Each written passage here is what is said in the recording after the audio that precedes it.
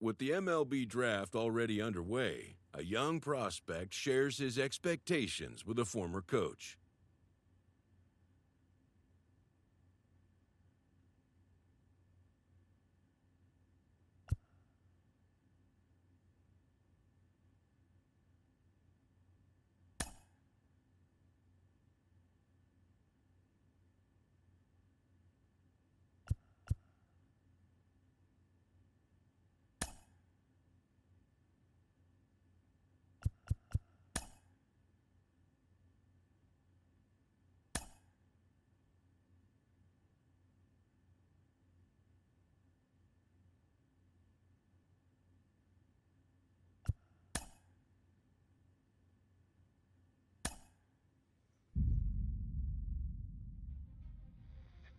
Carlos, you lived that in your baseball career. What's his world like?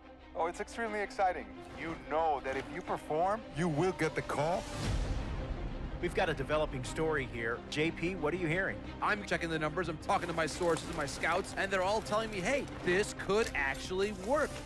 Most of us mere mortals, when we were that age, we were barely chewing gum and walking at the same time, let alone playing the hardest game there is. Let's see if he's pumping up mentally here to adapt. That's what good players do. That dream of getting the big leagues is now becoming reality with that one phone call.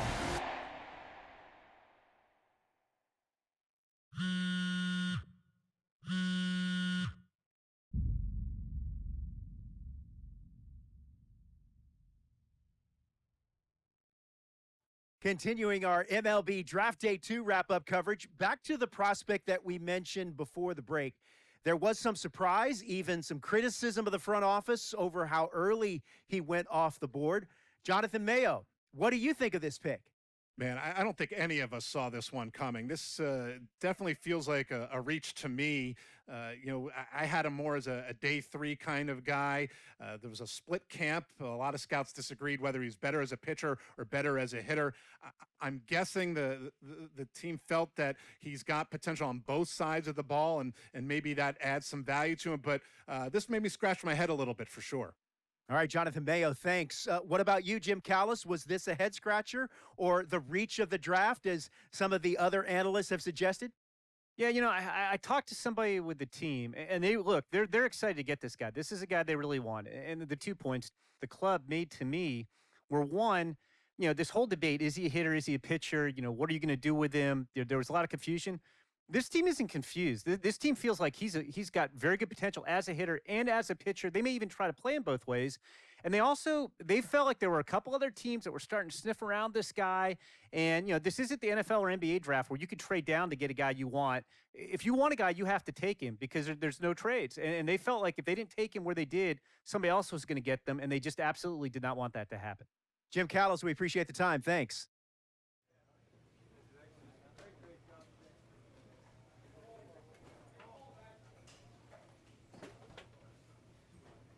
A minor league manager checks in with one of his players to discuss a launch plan for the young man's development.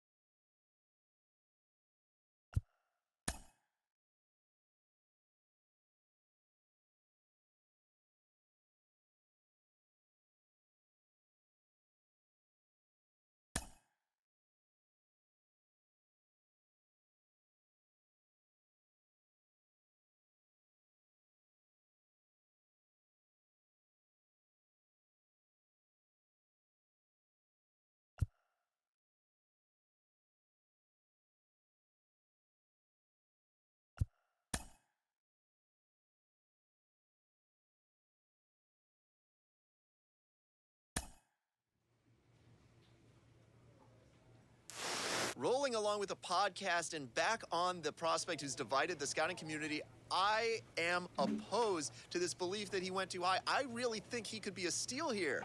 This is a guy who's got so much development left to do. He's got so much potential.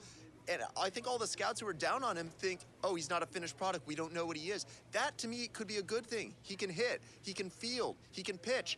There is so much untapped potential so far for this guy. I'm excited to see what he becomes. And certainly as he gets started actually playing, actually being in games, we're going to be able to talk to some other folks who get a better read on him and see what they think. I'm excited for that. And frankly, I'm going to have my eye on him for a while.